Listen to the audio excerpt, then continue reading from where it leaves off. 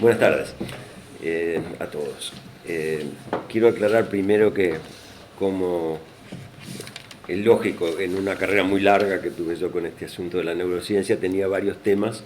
Estuve dudando y pensé que este era el que se ajustaba mejor a la proyección médica. Fíjense cómo la señorita esta está manejando un avión en unas pruebas y hace un movimiento raro de la cabeza, pero en este se nota mucho mejor. Parecería que dirigiera el avión con su cara larga y su nariz afilada.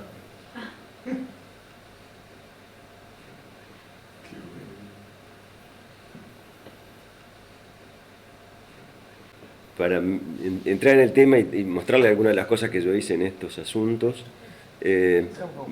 voy a empezar por la reacción o reflejo de enderezamiento, que es lo que en alguna manera estaba pasando allí en alguien experto en el control de la postura y en el manejo y previsión de qué es lo que va a pasar con el vehículo que lo lleva, y por tanto hace el acomodo de su cabeza antes de que se le mueva. Pero después voy a seguir más o menos esos temas.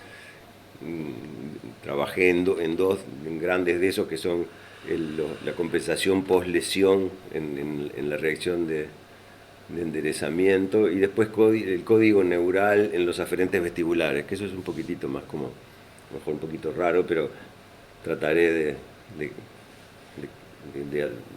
de no meterme en cosas enredadas.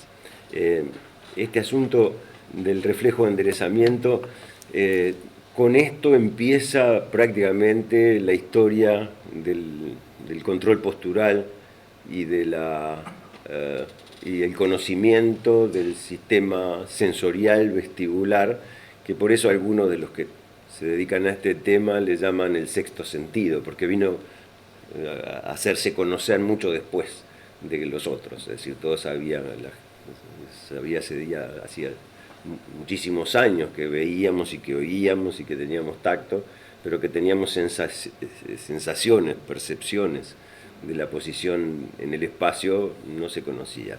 Florence, en 1842, es decir, hace no tanto, hizo muchas contribuciones en este sentido, y una muy importante fue esta, que describió la dinámica del enderezamiento, como ahí dice, del gato al caer desde una altura. Es decir, es un experimento muy sencillo, muy dramático, y que cualquiera lo puede hacer en su casa si tiene un gato mansito, que es ponerlo apoyado sobre la espalda y soltarlo. Siempre cae parado.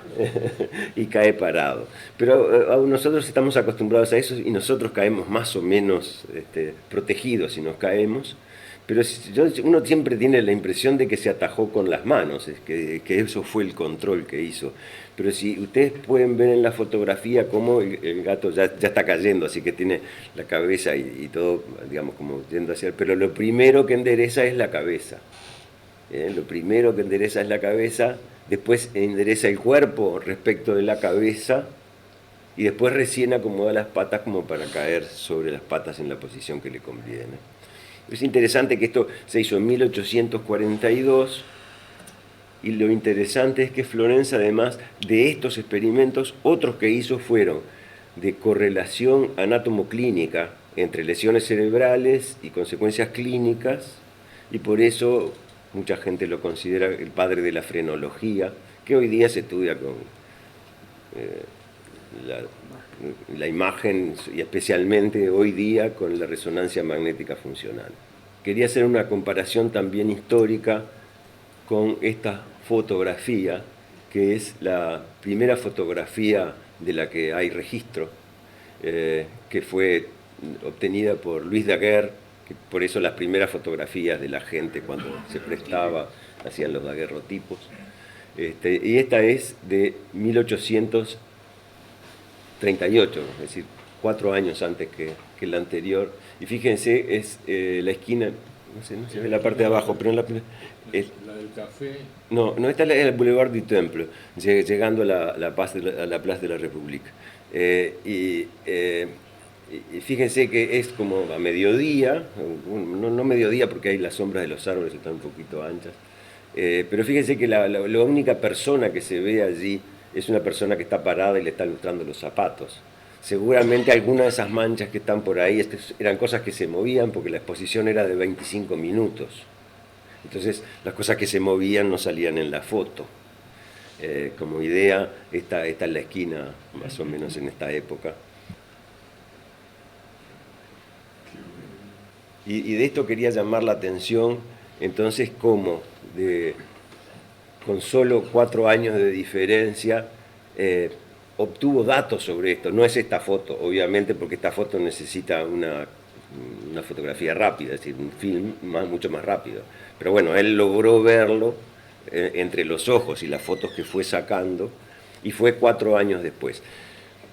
A mí me parece que es como para pensar algo de lo cual me gustaría hacer algún comentario al final, y es que podemos registrar, percibir e intentar comprender las cosas que nos lo permiten los instrumentos que tenemos para estudiar. Es decir, que sin fotografía probablemente Florence esta parte no la podría haber hecho. Y vamos a ver algunas otras consecuencias de esa situación. Unos 60 o 70 años más tarde, Magnus, en Alemania, y en algunos estudios más experimentales, los hizo con De Klein, que era un colaborador, y es lo que pasa si uno sostiene un conejo por la parte posterior, y si lo mira en la dinámica se ve que primero endereza la cabeza, y eso es a consecuencia de los receptores vestibulares, que tratan de mantener la cabeza en la horizontal, y por otro lado hay una reacción de los músculos del cuello que perciben la relación, y entonces se estira las patas como si fuera a caer para ese lado. Aquí otra cuestión histórica, y es que a esto se le llamó reacción o reflejo, más o menos indistintamente, de enderezamiento. Eso hoy día se estudia como un sistema de control, y para pensar en por qué se dice que es un sistema de control, viene esa reflexión que está allí, y es que Descartes le llamó reflejo a la reacción de defensa que se tiene cuando un pie está cerca del fuego, pero el modelo con el cual lo interpretó era entre mecánico e hidráulico, es decir, que se tiraba como de una piolita que iba hasta el encéfalo, en la epífisis, pensaba él que estaba en realidad eso ubicado, después descendía como una onda líquida que hacía retirar la pata. Es decir, pero bueno, esas eran las, digamos, se hacía modelos con las herramientas que tenía a la mano. Cuando ahora decimos es porque, digamos, ahora hay muchos y se estudia mucho los ingenieros, los sistemas de control, y uno piensa que en la primera cosa es que a un sistema le llega una orden y el sistema genera una respuesta, y eso piensa que podría ser. Algunas cosas funcionan así, por eso mismo funcionan mal, porque lo que es necesario es que el que da la orden sepa cuánto se cumplió la orden, es decir, tiene que tener una realimentación negativa, es decir, una copia de qué es lo que realmente salió del sistema. Por eso es que hay eso que se dice medida, que es sí, ¿no? Es decir, lo mismo que sale del sistema vuelve una copia para atrás que se compara a esta altura, de modo que el controlador se da cuenta en qué medida se está acertando en que la respuesta sea la esperada por la orden. Porque atrás de eso hay un sistema que es el que ejecuta, que puede hacerlo mal, puede estar poco ajustado, pero que además recibe otras influencias, esto que se llama acá disturbances, y que por eso entonces es necesario tener siempre la medida. Aquí es como de los primeros sistemas de control, que fue el que se utilizó en la locomotora de vapor, que el fuego de la leña generaba vapor que movía engranajes, y una parte de ese vapor salía por un escape lateral que movía una palanca que a su vez ajustaba de acuerdo al comando. Y aquí es cuando va muy ligero, entonces se está perdiendo mucho por aquí, mucho fuego negro por ahí, y además el humo se va para atrás. Y cuando para, en que entonces sale más de este y menos de este, y se queda. En fin, era para tener idea de que en esto ya había hace muchísimos años sistemas de control, aunque eran sistemas son relativamente ingeniosos. Y ahora quisiera entrar un momento primero a lo que son, como es el estudio de los sistemas dinámicos y cómo se procesan, aplicado ya el sistema vestibular, en el cual la posición de la cabeza genera una señal a través de los receptores del laberinto vestibular, que en los núcleos vestibulares deciden qué es lo que hay que hacer y se lo comanda al control de los movimientos del cuello para ubicar la cabeza. Y entonces, de todas maneras, esta que entra acá también se compara con la... Y les quería comentar esto porque un poco lo hicimos, y es que para controlar, para medir la eficacia de un sistema de control lineal, alcanza con comparar la entrada con la salida en cuanto a ganancia, es decir, si la entrada es igual que la ganancia, que el estímulo, la ganancia es 1, entonces es perfecto, digamos, siempre tan grande una cosa como la otra, pero además también está en fase, porque siempre si hay demora en el procesamiento a lo largo de esto, entonces se va a trazar, y se va a trazar tanto más cuanto más rápido sea, cuanto más frecuencia tenga, y se suele estudiar con estímulos que varían en el tiempo como una sinusoide, como la luz o como el sonido. Ahora un repasito de qué era el sistema vestibular, y el laberinto tiene dos componentes. Por un lado está la cóclea, que sirve a la percepción de vibraciones sonoras, y al costado está lo que llamamos el laberinto vestibular, que a su vez tiene dos componentes grandes. Uno es el sistema de sáculos, que tienen el sáculo y el utrículo, y por otro lado los canales semicirculares. Estos son receptores de aceleraciones lineales y estos de aceleraciones circulares, rotaciones, lo que nos estimula. Ya acá había un repaso, digamos, como para este caso en el que nosotros trabajamos.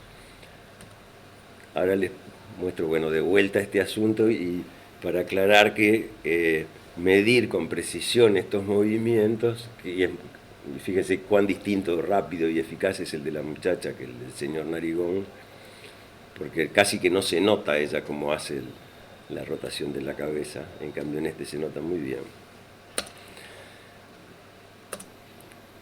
Y quería contarles entonces que nosotros en realidad, como no lo podíamos hacer ni en el avión ni con el señor Narigón, lo hicimos en un sapo, en los sapos de jardín, esto que es el bufo arenarum, que es el sapo normal de jardín, ese que come los mosquitos en el jardín cuando hace calor.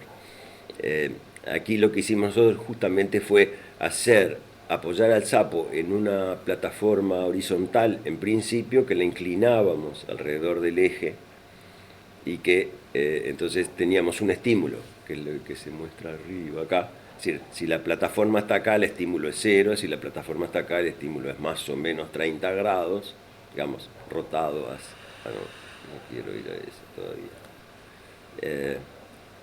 Bueno, en este se ve mejor. Y la respuesta es la inclinación de la cabeza respecto del apoyo. Si no respondiera nada, se quedaría paralelo al apoyo, ¿verdad? Entonces nosotros medíamos los giros del eje que lo mueve acá, de la plataforma, con un potenciómetro, simplemente, que es lo mismo que controla el volumen de la radio. Para medir la posición de la cabeza en cada momento, lo que teníamos era un acelerómetro lineal que mide el componente de la gravedad que indica la inclinación. Entonces podíamos tener así simultáneamente, a lo largo del tiempo, el registro de la posición del apoyo y el registro de la posición de la cabeza, con el cual medíamos la respuesta, y eso lo podíamos procesar.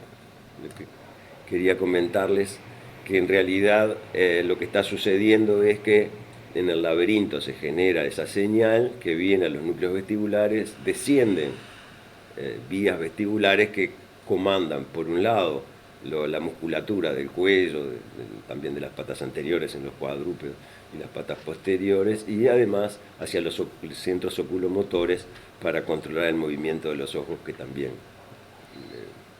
les va a contar seguramente más aplicadamente Hamlet sobre cómo él estudia eso. Aquí quiero que miren primero como por el lado B, en donde la posición de la plataforma está horizontal. Entonces, aquí lo que hacíamos era aquí hacer una lesión seccionando esto en un sapo y entonces ver qué pasaba con el sapo lesionado y cómo evolucionaba la posición de la cabeza y la respuesta de la cabeza a los movimientos. Cuando está horizontal, se tuerce para el lado de la lesión, es decir, está hipovalente y entonces se le cae la cabeza para ahí, digamos, no tiene con qué levantarla, no tiene señal como para comandar eso. Y en el correr de los días se va normalizando la zona sombreada, es las variaciones que tiene un sapo normal, aunque no le haya pasado nada, que un poquitito puede estar torcido, como lo tenemos nosotros de vez en cuando, pero progresivamente va entrando en la zona de normalidad a los 10, 12 días o algo así. Si lo inclinamos a su vez para el lado de la lesión, le demora más en llegar a la zona sombreada de normalidad, pero después finalmente también lo logra. Ahora, diferente es la situación si lo que hacemos es moverlo y mirarlo en función del tiempo. Aquí está moviéndose a medio hertz, es decir, que cada ciclo de giro le lleva 2 segundos, y entonces ya a los 5 días ya algo compensa, pero a los 35 días está perfecto. Si lo movemos a 3 Hz, que es porque los números están acá abajo, ya no compensa nada a los 5 días, y a los 35 apenitas, pero siempre está torcido. Y aquí está como un resumen de eso en un experimento en el cual trabajábamos con un estímulo que es como una frecuencia modulada, es decir, que aquí están dando como a 1 Hz, quiere decir un ciclo en 1 segundo, como si fuera una cosa, bueno, es la frecuencia modulada. En un sapo normal, cuando se sube la frecuencia, se va achicando la respuesta. Esa es una cosa normal porque no puede mantener la rapidez con la cual se hace el giro. Pero en el sapo, por más recuperado que esté, llevaba como 60 días de recuperación, es decir, el máximo de recuperación al que se puede llegar, es parecido, aunque cae un poco más, pero a su vez se tuerce para el lado de la lesión. Es una cosa interesante, de eso no se recupera, lo cual indica que para fenómenos rápidos la lesión esa vestibular en el sapo no es compensada. Lo que nosotros interpretamos es que en realidad para generar el comando en el núcleo vestibular depende de la entrada vestibular, para el caso es principalmente el utrículo el que hace eso, pero también tiene entradas de la somestesia. Lesionado el aparato receptor vestibular, le queda la somestesia para percibir esos cambios de apoyo, y esa es mucho más lenta, es decir, que puede compensar los fenómenos lentos, pero no puede compensar los estímulos cuando se van rápidos. Me paso entonces a la codificación neural. Es interesante esto, a lo cual trataré de ir rápido. La codificación neural es un concepto que tiene algunos años, y esto es cuando en lo que mostrábamos recién decimos, viene una señal de acá que va a los núcleos vestibulares, de los núcleos vestibulares baja para el control de la postura, estimula, en fin. Pero ¿cómo va eso? ¿Qué quiere decir eso? ¿Va un comando? Decimos, va una información. Pero bueno, hay que tratar de entender cómo es que eso va.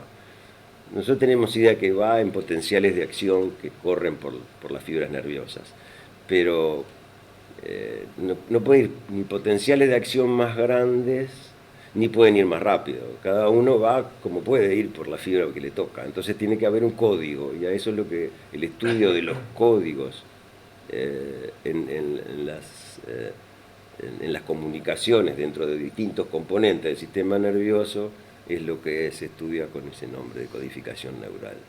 Y nosotros lo fuimos a buscar allí, en los aferentes vestibulares. A esto me puse cuando fui a trabajar con el profesor Segundo, que es un experto desde esa época que yo fui, ya era en el año 60 y pico, experto en el tema de codificación neural. Fue probablemente el principal generador de una sociedad internacional de neural coding y que todavía sigue asistiendo más o menos regularmente a sus sesiones. Tuviste una larga entrevista con él sobre eso y sigues teniendo su gracia y su comprensión, aunque tiene dificultades de comunicación. Y bueno, aprendí mucho con él de este asunto que les cuento ahora. Esto fue más o menos en esa época, 72, 75. Con unos electrodos especiales, en fin, que venían al caso y que los había utilizado Lowenstein y publicaron en 1950, nosotros repetimos algunos experimentos concentrados en las aferentes del utrículo, y podíamos registrar así potenciales de acción, que son como estas líneas así. Esto es tiempo que transcurre, estaba la calibración por ahí, pero de esto debe ser como medio segundo más o menos, y en ese tiempo ocurren unos 15 potenciales de acción, es decir, estas rayitas, que quiere decir que hay una diferencia de potencial que se vuelve positiva y después negativa. Entonces aquí diría uno que está registrando una fibra nerviosa. Cuando la posición de la cabeza pasa de una posición A, en este caso a una posición B, que tiene como unos 30 grados de diferencia, estas descargas son muchas acá y poquitas acá. Quiere decir que una manera con la cual está codificando en el tiempo la posición de la cabeza es la frecuencia o el número de potenciales de acción que ocurren en un segundo. Entonces esta es una respuesta de una fibra que es sensible a eso.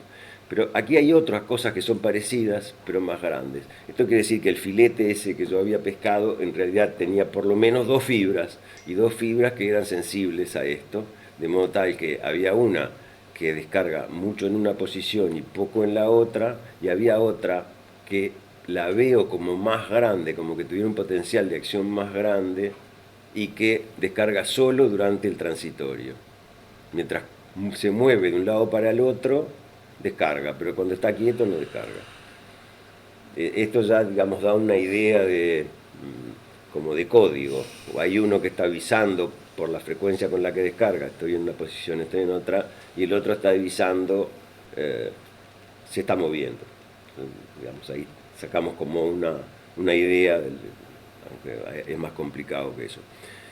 Esto indica, en una fibra pasa eso, pero en las cientos de fibras que están codificando la misma cosa, la situación es más complicada. Acá por lo menos podemos sacar una idea de que lo que pasa en dos fibras. ¿Por qué una es más chica y otra es más grande cuando los potenciales de acción todas tienen 70, 80 milivoltios? En realidad es porque yo lo estoy registrando desde afuera con un electrodo que tiene una relación que puede ser diferente, puede estar más cerca de una y más lejos de la otra, entonces la que está más lejos se ve más chica, como las cosas que vemos a la distancia. Pero además también puede ser que la que descarga más grande es más gorda, entonces también genera más corriente para afuera, y por eso yo las veo así. No nos interesaba eso. Y acá quería comentar que a lo mejor el pedazo como más difícil, pero bueno, voy rapidito nomás. En realidad la transformación de un tipo de energía en otro se llama transformación energética o transducción, y eso lo hace la célula ciliada, que es el verdadero receptor celular de estos fenómenos, y que hacen una transducción mecano-eléctrica o mecano-electroquímica, en realidad, porque el potencial de acción o la excitación es una cosa electroquímica más que eléctrica pura. Lo que quiere decir es que esta célula es sensible a que se le mueva este penacho ciliar. Hay mecanismos prereceptores que acoplan lo que pasa con la cabeza respecto del espacio, y eso deforma el penacho ciliar y eso le da ciertas peculiaridades. La célula tiene un polo receptor, que es aquí, que le da la sensibilidad, y uno más abajo, aquí abajo, que es como si fuera media neurona, en el sentido de que cuando esta se excita, a su vez le avisa a esta a través de una sinapsis química, como lo que va de una neurona a otra neurona, y que como el neurotransmisor más común de todo el sistema nervioso, el neurotransmisor es el glutamato. Las fibras aferentes después, que reciben acá un potencial sináptico, lo transmiten hasta hacia el lugar donde se generan potenciales de acción, y ese es lo que se transmiten aquellas que yo miraba y que les mostraba, que lo llevan hasta el núcleo, los núcleos vestibulares. Bueno, aquí está un poco como por qué el utrículo es sensible a la posición de la cabeza, porque tiene una membrana otolítica que tiene como piedritas, que en todos los mamíferos son calcáreas, y que entonces pesan más que el líquido donde está. Y entonces, si la cabeza se inclina, eso se cae, simplemente. Y esa caída determina que se deforme el penacho ciliar. Si se deforma para un lado, se excita, y si se deforma para el otro, se inhibe o se disminuye la excitación. Eso es lo que se muestra aquí. El potencial receptor ese que se hace más positivo o más negativo según para dónde se deflecó el potencial, y eso se traduce en que aumenta y disminuye las descargas en la fibra que van hacia el sistema nervioso central. Durante muchos años se discutió cómo sería el mecanismo. Cuando yo estaba haciendo esos experimentos estaba en discusión y había varias hipótesis. Hoy se sabe muy bien, y es la cosa más mecanicista que imaginarse pueda.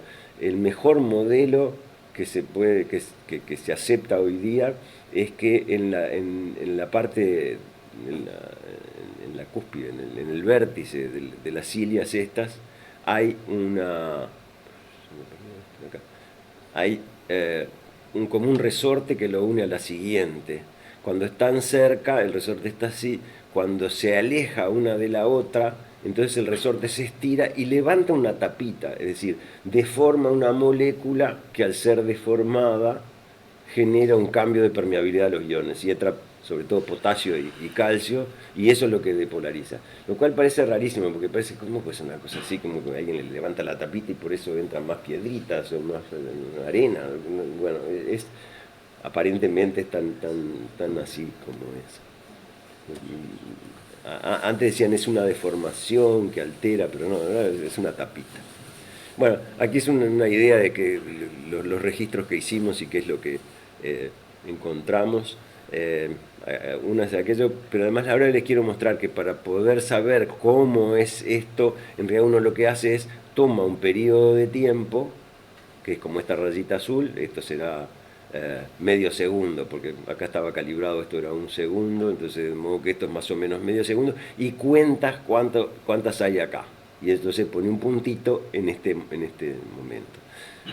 Después en el otro hace lo mismo, y bueno, entonces lo que se obtiene es algo como esto. Fíjense, vean primero esta que es la fibra C, que cuando pasa de la posición B a la posición A, al revés que aquella que estaba allá, aumenta la frecuencia y pasa de 37 o 38 por ahí a 43 o algo así. Y ahí se queda hasta que lo muevo de vuelta. Bueno, va para ahí, va para adelante y para atrás. Así era como se creía hasta ese momento que eran todos los aferentes del utrículo. En realidad ahí vimos que también hay unos que en realidad solo cambian durante el movimiento y después vuelven a lo que estaban. Entonces, y hay algunos, la enorme mayoría, que tienen un cambio enorme y rápido cuando es desplazado, y después acomoda, digamos, se adapta y descarga menos. Nosotros estuvimos estudiando eso porque nos pareció que era muy importante esto que llamamos adaptación del receptor. Y bueno, tiene dos componentes, uno que es de la fibra nerviosa y otro que es de la propia célula ciliada. Ahora quería contarles, porque yo había puesto que iba a hablar de historia, historietas, y reflexiones. Y esto es una historieta en realidad, porque registrando en el mismo animal un aferente identificado como que era del utrículo, vimos eso que se ve ahí del lado A, y es que era una fibra puramente fásica, es decir, que solo cambiaba, aunque con sensibilidad direccional, cuando pasaba de una posición a la otra, y después en realidad de base quedaba igual que estuviera en una posición o en la otra. Y un aferente del canal semicircular, en realidad que no debía responder de manera tónica, así, digamos, como lo está haciendo ahí, porque aumenta y aumenta lento y después allí se queda. eh, y, y sin embargo, decíamos, pero esto no, porque si esta es nada más que para las aceleraciones angulares. Y yo aceleración angular le hago cuando lo muevo, porque lo dejo quieto no le hago ninguna. ¿Y cómo tiene una respuesta así? Lo comunicamos, para decir, no, nos pasó esto.